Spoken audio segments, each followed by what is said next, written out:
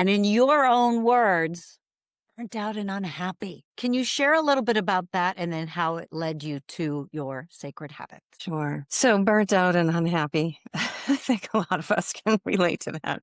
Um, Unfortunately. with the challenges come the gifts too, and the learning. At least that's the way it's been for me. Yeah. And I remember I had this moment. We were not even 30 and had reached a pinnacle of success. The big house on the water, that kind of thing. Sitting in the backyard, looking around, saying, "This isn't it. Mm, This isn't it." And so grateful. I looked at my husband. I said, "Thank God we figured this out now mm. because we could have spent the rest of our lives working like this, thinking that getting to this point was the goal." Welcome to Livin the Rhythm. I'm your host, Pam Reyes, and this show is all about helping you discover the rhythm of life that is unique to you. I'm super excited to share our guest with you today. We met, I want to say about 4 years ago and instantly felt like kindred spirits. Lauren Lamore. She is a transformational entrepreneur, speaker, and spiritual teacher with over 2 decades of experience guiding purpose driven leaders towards soul aligned success. Really important soul aligned success.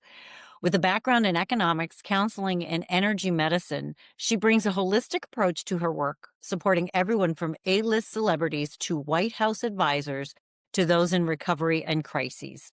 Founder of Courageous Souls Rising Academy and the Sacred Habits brand, Lauren is deeply committed to helping others discover the life's mission and co create a world that works for all. Her upcoming book, Sacred Habits, shares practical daily rituals that have helped thousands live with more clarity, purpose, and presence. Welcome, Lauren. Thank you, Pam. Thank you for having me on your show. I'm looking forward to this conversation. Me too. I am so excited. I can't wait to talk to you about your daily rituals for purposeful living. So, congratulations on your new book. I'm Thank so you. excited for you. Thank you. Thank you. I appreciate that. It was a lot of fun to write, and I'm looking forward to sharing it with more people. So, take us back a little bit where how this all started. So, you were a highly successful real estate developer. Okay. And in your own words, burnt out and unhappy. So that's not uncommon for those in our audience. Can you share a little bit about that and then how it led you to your sacred habits? Sure. So burnt out and unhappy. I think a lot of us can relate to that, right? Um, Unfortunately. with the challenges come the gifts too, and the learning. At least that's the way it's been for me. And so, yeah, I was young, had a lot of energy. We were doing really well, but I didn't have any of these tools. I didn't have a spiritual mentor. I didn't have a coach. They really weren't around, frankly, in those days. And so we really sort of ran ourselves into the ground, my husband as well. And then I discovered just sort of synchronistically, or I ended up working for the same company as Bob Proctor, who's one of the teachers from The Secret, and really was sort of a forerunner of the coaching industry. And that's when I started to really learn about how important it is to do our inner work in order to have our outer success. And really started the journey back then in the 90s and learning from really the best. I felt very grateful for that opportunity. Sounds like you're on the ground floor of things that are now like, can you imagine, right? The funny thing is that I tell my boys, they're 18 and 27, there was no such thing as self-awareness when I was coming out of school and getting into work, which was mostly the grind and hustle and oh my gosh. And where does that get us, right? It leads us to, okay, I got everything that the world wants us to believe that that is success, only to find unhappy, burnt out, unfulfilled. Yeah, yeah. And I remember I had this moment. We were not even 30 and had reached a pinnacle of success, that, the big house on the water, that kind of thing, right? Sitting in the backyard, looking around, saying, "This isn't it. Mm. This isn't it. And so grateful. I looked at my husband. I said, thank God we figured this out now because we could have spent the rest of our lives working like this, thinking that getting to this point was the goal.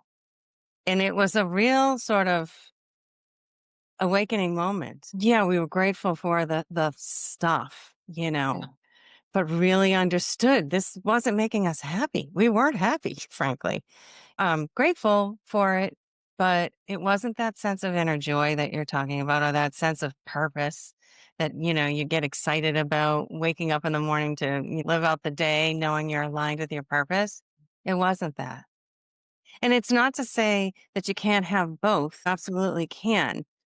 But what I understood in that moment was I thought that was the goal. That was going to be the thing that helped open my heart, helped me feel full of purpose, helped me feel fulfilled, satisfied in life.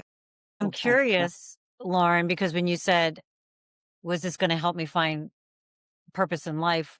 I Mhm. too had worked my way through corporate America, proving, pleasing, and performing my way to success, where the title and the money and the fancy vacations and the house and all that, to me, in my mind, I bought into that. That was what success looked like. And I got there and I was like, is this it? I didn't know that I was looking for something else. There's this rumbling inside, right? There's this unsettledness of, yes, on the outside, it looks amazing. But what is that small voice or what is it that like is inside for you? How did you recognize that? I guess is the question. Yeah, it's a great question. I feel again very grateful for having met Bob Proctor and Mm. his friends. And because we would show up and get these trainings. I didn't, we were talking about the stuff that came from The Secret, the hermetic laws of manifesting and all of that spiritual development, but they weren't calling it back then or the law of attraction. And I really didn't understand what they were talking about. But what was so palpable was their aliveness and their Mm. joy in speaking about these topics and teaching others and seeing the people in the room just come alive and awake and excited and setting bigger goals that came from, their own desires. So up until that point, I just was going about somebody else's wishes for me, Mm. society's parental, what I thought I was supposed to do. I mean, even it sounds so silly to me now, but even choosing my degree of economics when I went in for my first degree, I wasn't even sure what it was. But my father said, you want to be in business, take economics. I think it'll be a good primer. And I said, okay. And I didn't even give it any more thought because that's how I live my life. And so then I showed it, but it was not really happy. Well, I was not then.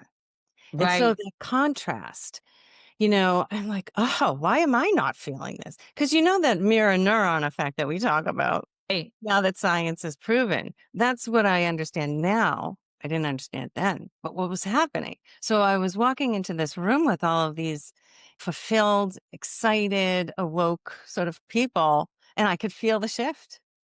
And then I'd go home and I wasn't feeling that. oh, yeah. And, Lauren. I had all the stuff, but that wasn't doing it. But then I'd go back to one of these workshops and I'd tap back into that beautiful energy. And the best way I can describe it is it felt like a heart opening. Oh my gosh. Lauren, Mm. I had one of those myself, and this was probably about, gosh, 15 years ago now. Very similar to what you were saying. I took the package, I say, my Mm. corporate job, and I felt some unsettling because the company was being bought. And I just thought, what do I want to do now? I have a choice. Do I want to stay and throw my hat in the ring with corporate America, which I really loved because I was in technology, it was super exciting. But yet I was like, there was something that told me to go, yeah, it's time to do something for yourself. I also had a weekend. Don't even know how, and I believe I'm a firm believer is like when the student's ready, the teacher will appear. Right. God brings people divine connection. I went to this conference. It was called Speak to Sell. Didn't even know what the heck I was going to. Yeah. To your point, I walked into the room and it was palpable. It was energy like I'd not felt in a very long time. I used to when I was younger, having proving, pleasing, and performing my way to success. I felt myself shrinking back to fit in, which shrink to fit is never a good thing to do at all. It's great for jeans, shrink to fit jeans, amazing, but not for us. But I too had walked into this room and felt something that I'd never felt before. And I thought, I want more of that. But what, Lauren, it terrified me because I was like, I had built up so much anxiety in my body that because I resonated a high level, I thought that was normal for me. And I couldn't take a deep breath. And I'm sharing this because I believe that these are telltale signs for people who are still working, perhaps have made choices in their life based on what, the best choices they could at the time. But these are telltale signs. It's like when there's a heightened sense of angst and you can't take a full deep breath, something's wrong. We need to pause to really look at what, because our bodies keep score and they're telling us the all the time. But I wanted more of that and I didn't know what it was. And it was fulfillment, open, it like this beautiful energy, which gets me to a question I wanted to ask you. Energy medicine. I read that as your background. Share a Mhm. little bit more about that if you would. Which aspect of it would you like to know about? Well, I'm curious. I don't know that I've heard of energy medicine. I know we talk about this. We've got a lot of synergies as well. Mhm, It's like I'm a big proponent of manage your energy, not your time. mhm, mhm. And we're talking about having a rhythm of life. It's all about our energy, what gives us energy and what sucks our energy. So I'm curious if you have, your background is in energy management, share a little bit more about that context, if you would.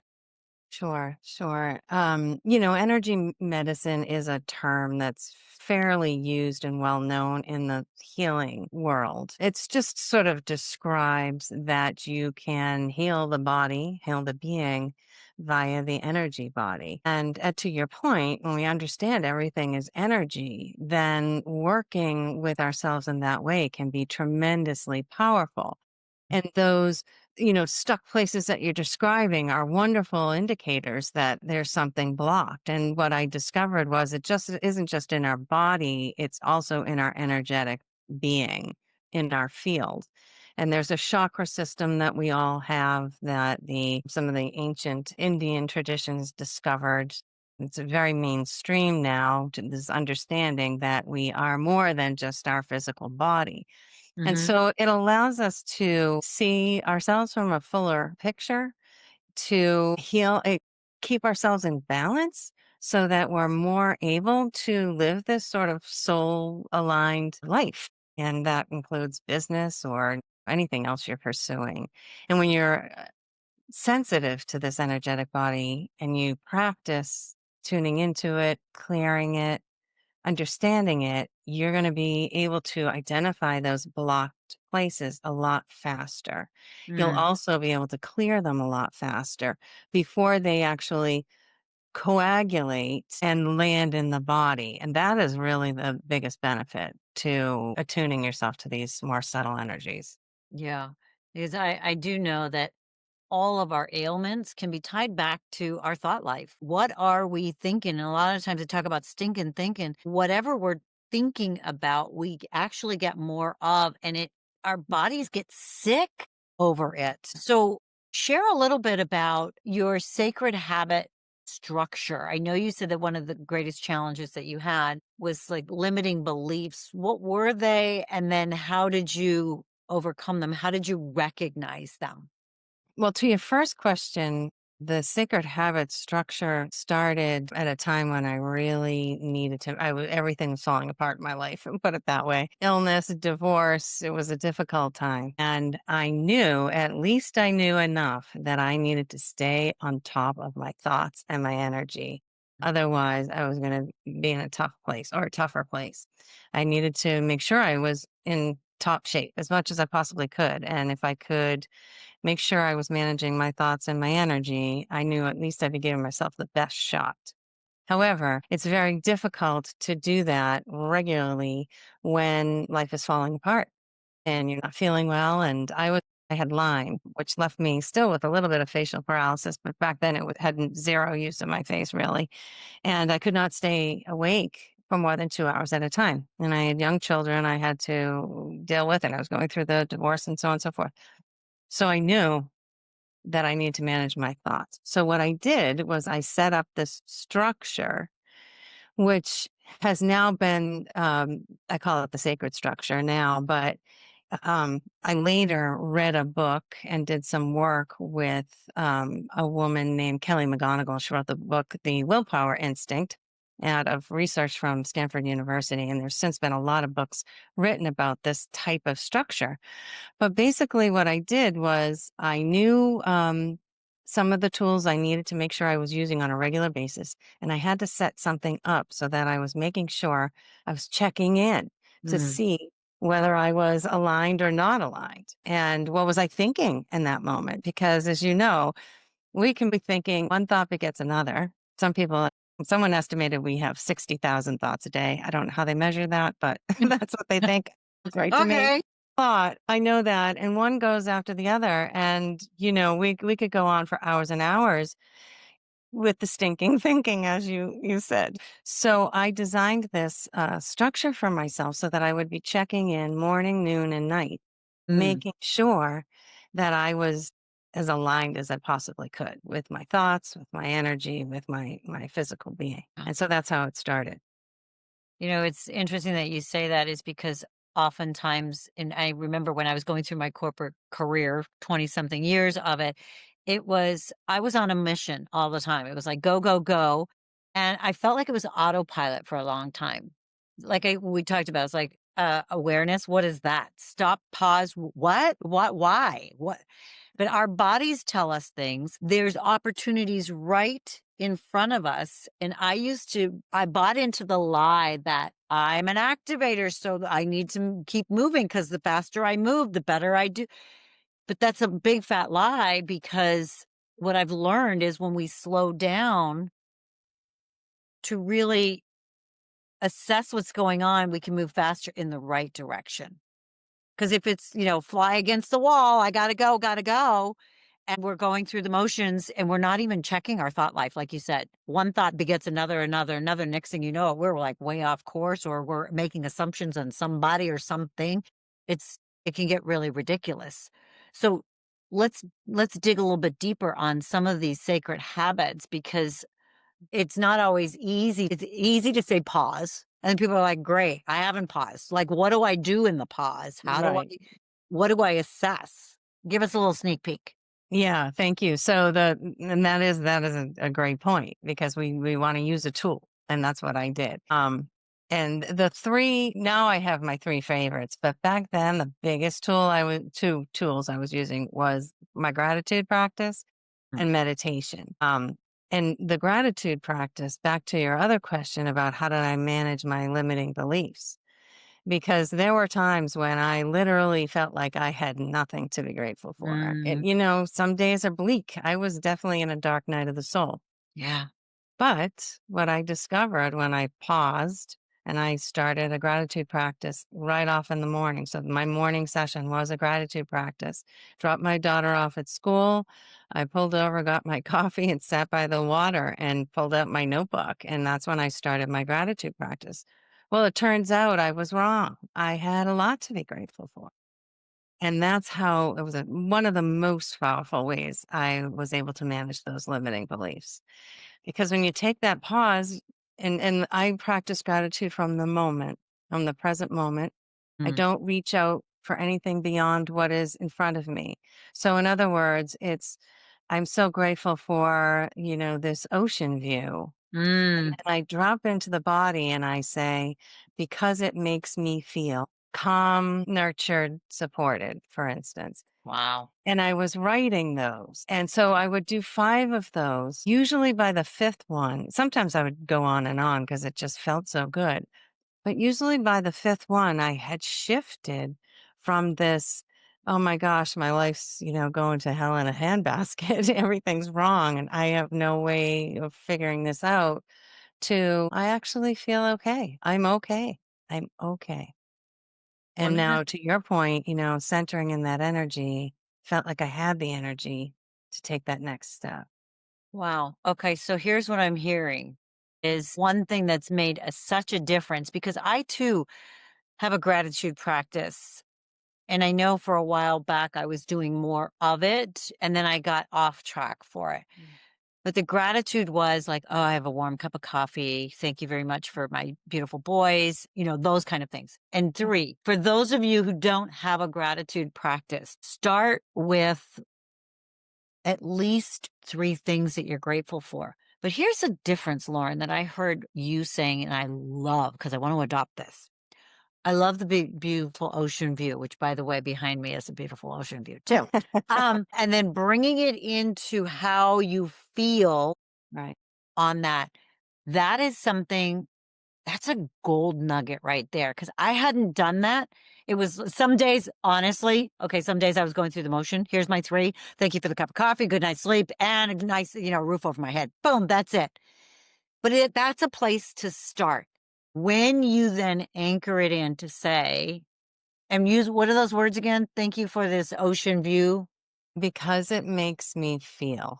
And then And get in your you body. you get in your body, and it also makes you pause. Mm. What this does is it takes the gratitude practice out of your head and into your body or into your heart. Just this is a whole workshop that I teach. So I'll Yeah. just give you the cliff notes here. By doing it this way and actually writing it down, I didn't know any of this when I was doing it. I just sort of, and then I was like, oh, because I'll tell you the second part of it is, so you writing it down, you're actually connecting it using your fine motor skills, which we know now actually will help you wire that into your Mm. being, into your brain, into your body, right? And so by just doing that, and it doesn't take long at all, but just by doing that, it's bringing you into the present moment. And as we know, all the magic, all of our power, we want to talk about law of attraction or manifesting. I don't know if your audience is into that, but that's where our connection is. That's where our divinity is. That's where our true power is. It's in that present moment. But if we're in our heads, we're not there. We're in the Right. past.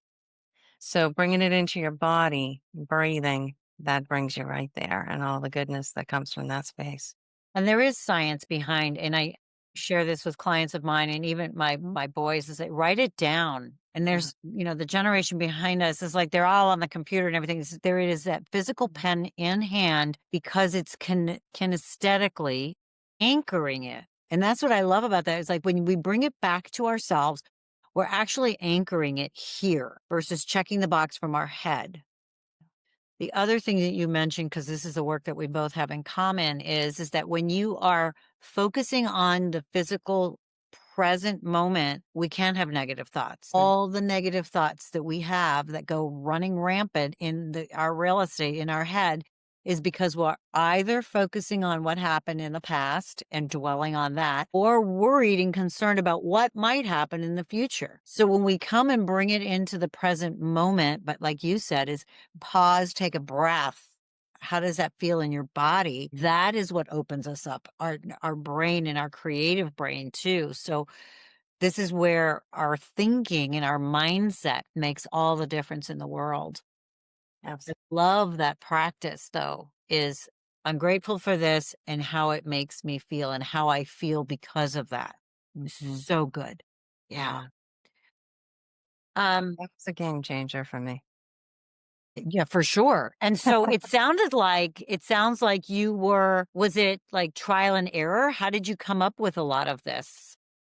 I took a little what I learned here from some teachers and took a little what I learned here from some, and Rhonda Byrne wrote a book about this with some of this in there. So I kind of took a little of what I had heard and learned and just started playing with it. But when I Mm, locked it down to that particular process, that was the game changer because I was so much in my head. mm. I can do the gratitude process and be worried at the same time. I noticed that about myself. So Ooh. by stopping, yeah, and really feeling into the feelings and writing them down, it was Mm. this sort of step down approach to coming into my body and into the moment. Because at that time in my life, I wanted to be anywhere but.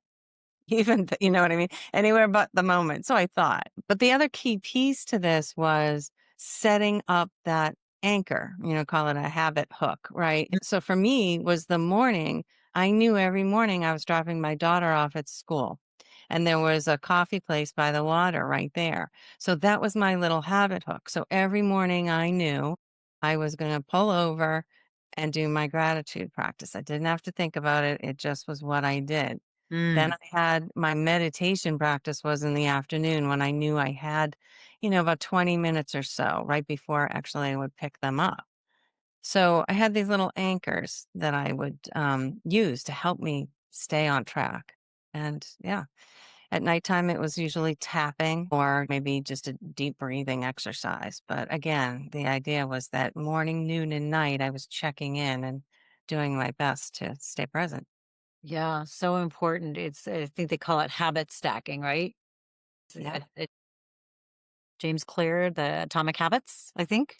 I think so. There's been a bunch of books written about it. Is it really, it works because the more that the human doesn't have to plan, this comes out of Kelly McGonigal's work with the willpower instinct, what she discovered and proved that we only have so much willpower each Mhm. day, and Yes. planning takes it out of us, right? We want to save and maintain that willpower. This was the other piece to this for me because I knew I needed a lot of willpower and will strength to get through the difficult things I was dealing with. So having that understanding when you build these habit stacks or habit Right. hooks are sort of the place where you do the habit and then you can stack on the ahead or behind it. You can build on that place. Um, by doing that, you're not leaching your willpower, but you're getting all the good benefits of actually doing the practice. If you have to show up in the day and start planning and when am I going to do it, it's leaching your willpower. So you want to Mm, reserve that for the bigger things in life. yeah.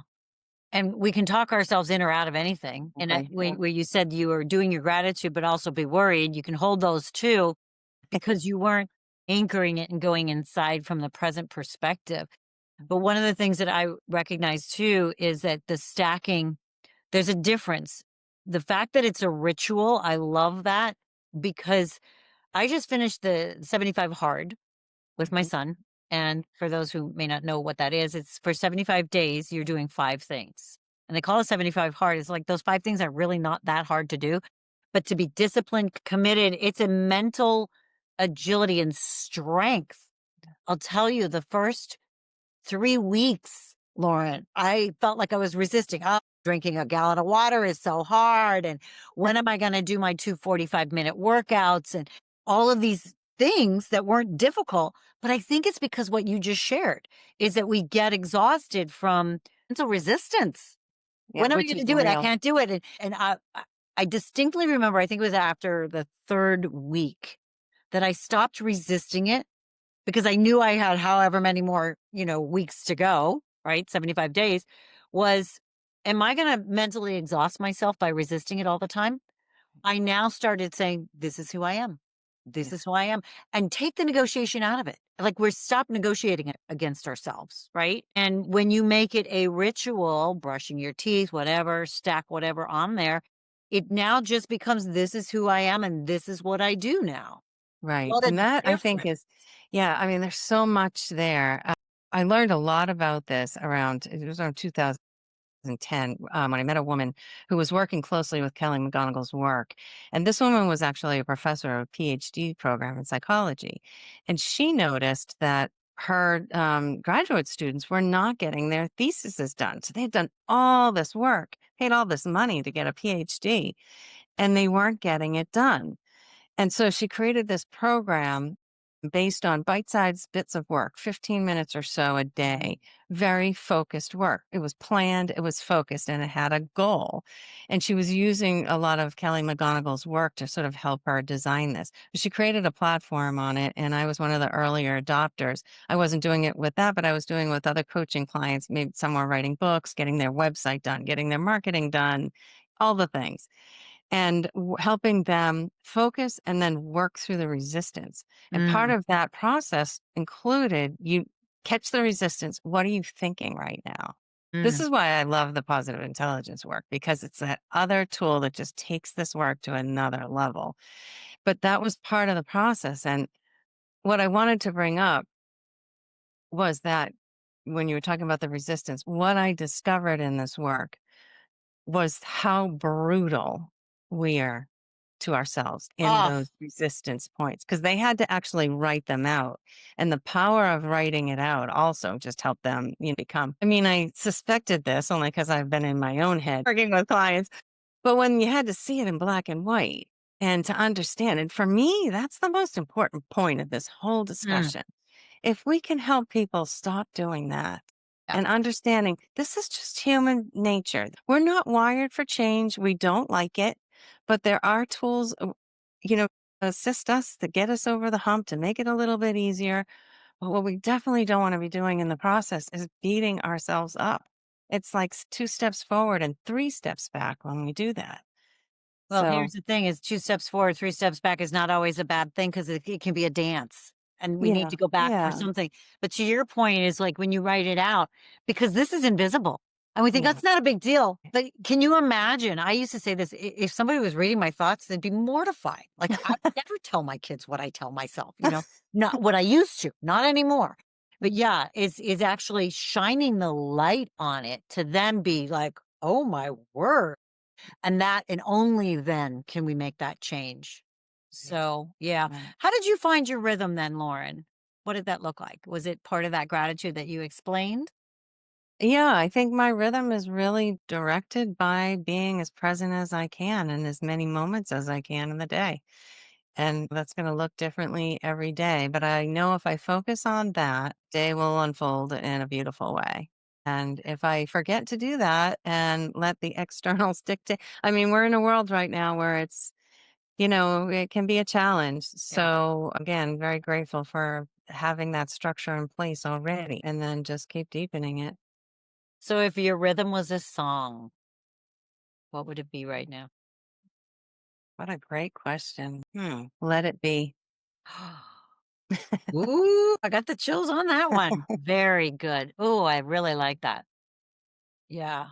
It makes me feel Mm, calm, peaceful. This too shall pass. Because we're really in seasons of life, aren't we? yeah. So, Lauren, what is one final piece of wisdom that you'd like to share with our audience? I like to always remind anyone who hears this that you are sacred, that you matter, that your life purpose makes a difference not only in your life, but in everyone in your, surrounding Mm, areas. And I wish you the best of luck and enjoyment on your journey of finding it. yeah. I had to look up that sacred just to anchor that in. And it Yeah. really is about worthy. Like we're worthy. Mm, It's created in God's image. right. Like, and when we really think about that, is who are we to dismiss it or disregard it? Mm, When you really are present in that moment, in that truth, right. what a difference it makes. Yeah. So, Lauren, tell our audience how they can get their hands on your new book or connect with you further. Well, thank you for that. You can find me at my website at lifevisionary.com, and all the information will be right there for you. So good. I want to leave the audience with a few things that they can ponder. What daily ritual could you commit to keep you grounded in your purpose? What daily ritual could you commit to? Now there's the key word. Not just think about, but commit to that would actually keep you grounded in your purpose. And then where are you on autopilot? We talked about that. Where are you on autopilot?